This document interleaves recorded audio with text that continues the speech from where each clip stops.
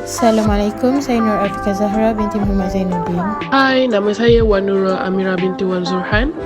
Hai, Assalamualaikum. My name is Muhammad Shah Nizwan bin Shaha. Assalamualaikum, nama saya Nurul Syuhada binti Zulkifli. Hai, nama saya Elisaila Ahmad Tajuddin. Hai, Assalamualaikum. Nama saya Sofia binti Muhammad Yunus. Hai, nama saya Nur Afiqah Najiha. Hai, Assalamualaikum. Nama saya Nur Ayuni Atira binti Nazam Hudri. Hai, saya Siti Zulaika binti Maslan. My name is Muhammad Fadlul Azhar bin Muhammad Farid. Hiburan dalam Islam. Hiburan merupakan satu fitrah yang disukai oleh orang ramai, terutamanya pada zaman teknologi yang semakin meningkat pada masa kini. Terdapat pelbagai hiburan yang kita boleh lihat. Contohnya, muzik yang kita sering dengar pada tiap-tiap hari melalui telefon bimbit atau radio dan sebagainya.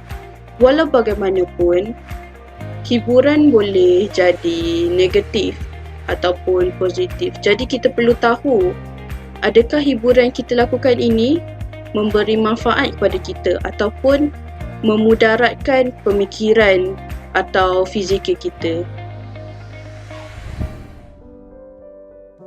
Hiburan ada 4. Hiburan wajib, hiburan harus, hiburan makruh dan hiburan haram. Yang pertama adalah hiburan wajib.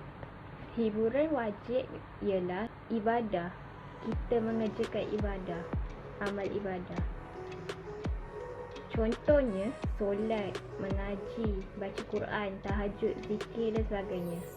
Jika kita benar-benar hayati kemanisan sesuatu ibadah itu, kita akan rasa bahagia.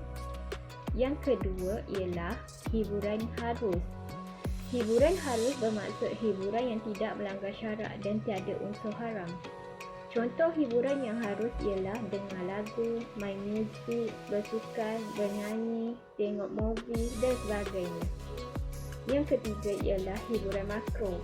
Hiburan makruh ialah hiburan yang harus tetapi dilakukan secara berlebihan, terlalu over sehingga kita lalai dan leka. Contohnya, maraton tengok drama, movie, anime sampai kita melewatkan solat. Yang keempat ialah hiburan haram.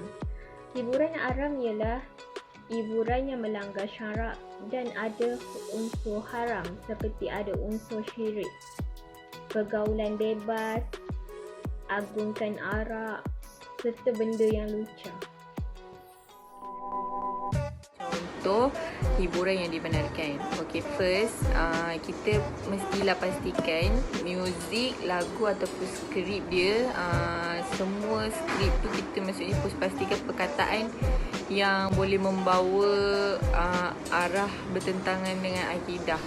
Contohnya macam memburukkan Rasulullah. So okay, next, sesuatu persembahan atau konsert yang akan dijalankan, kita kena pastikan dia tak kacau time orang nak solat ke, ataupun maksudnya sampai macam tak berlebih-lebihan lah, kira sehingga hak-hak Allah dan kewajipan yang lain pun kita terabai lah. Macam saya cakap, kita tak solat, lepas tu kita terleka, nak cari rezeki pun kita terleka apa semua. So itu adalah contoh hiburan yang kita kena terapkan lah untuk supaya tak jadi benda yang lebih buruk. Okay, itu je. Sekian, terima kasih. Hiburan berlebihan boleh berlaku daripada salahnya cara ibu bapa mendidik anak mereka daripada kecil. Jika dibesarkan dengan kurang perhatian dan kasih sayang, anak-anak akan terbiak. Mereka lebih selesa membuat hal sendiri. Jika dengan kekerasan, anak-anak akan suka menipu dan memberontak. Oleh itu, mereka akan mencari rakan untuk luahkan atau mencari hiburan bagi melepaskan tekanan yang diterima daripada pihak keluarga. Antara bentuk-bentuk hiburan yang menjadi kegemaran remaja sekarang adalah bermain permainan video, melepak, bersosial seperti merempit dan lain-lain. Kesan negatif kepada hiburan ialah dapat meruntuhkan akhlak dalam golongan remaja, dalam golongan, tak kisah dalam golongan jenis umur, tapi memang akan merosakkan keruntuhan akhlak. terapan nilai-nilai negatif. Contohnya macam kalau macam buat something yang tak elok, dia akan bagi nilai-nilai yang negatif untuk semua orang. Dan yang ketiga, meningkatkan gejala sosial. Macam kalau anak-anak muda akan lebih bersosial, maksudnya macam lebih kepada sosial dan tak ingat kepada agama. Yang keempat, peningkatan kes jenayah. Terima kasih. Hai, Assalamualaikum. Kesan terhadap hiburan melampau boleh menyebabkan generasi muda lupa akan matlamat sebenar mereka. Contoh seperti pelajar yang pergi ke pusat hiburan pada lewat malam dan tidak pergi ke kelas esoknya kerana terlampau keletihan. Selain daripada itu, golongan remaja dan belia semakin jauh dari nilai-nilai keagamaan. Seperti yang kita dapat lihat, generasi zaman sekarang lebih gemar mengikut budaya barat seperti merakam video TikTok dan memakai baju yang tidak senonoh. Akhir sekali, maruah keluarga juga tergadai.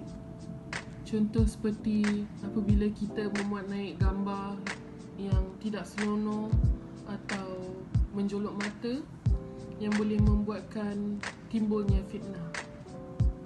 Itu sahaja. Terima kasih. Korang tahu tak cadangan hiburan dalam Islam tu apa? Okey, yang pertama adalah menutup aurat.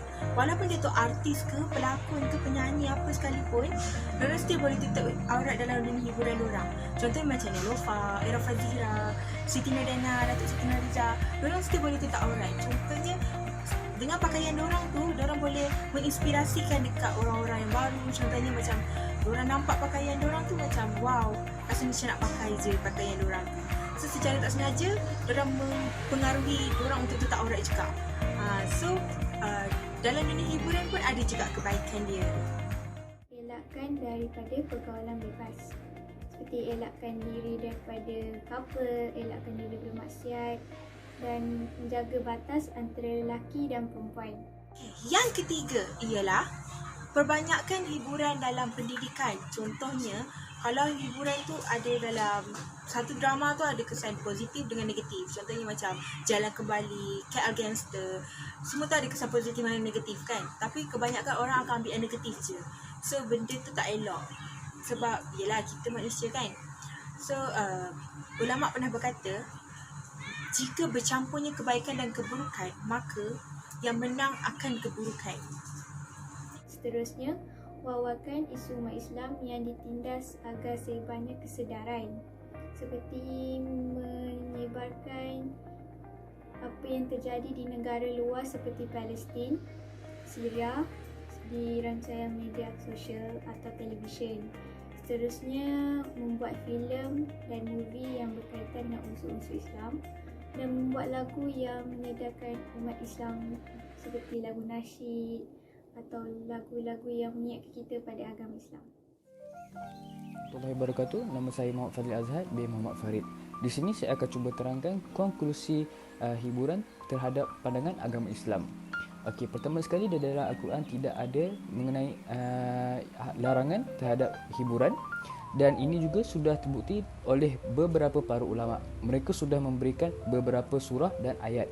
Pertama sekali di dalam surah Al-Najm ayat 59 hingga 61. Yang kedua surah Al-Isra ayat ke-64 dan akhir sekali surah Luqman ayat ke-6. Di sini juga telah membuktikan bahawa hiburan tidak dilarang oleh agama Islam. Sekian, terima kasih.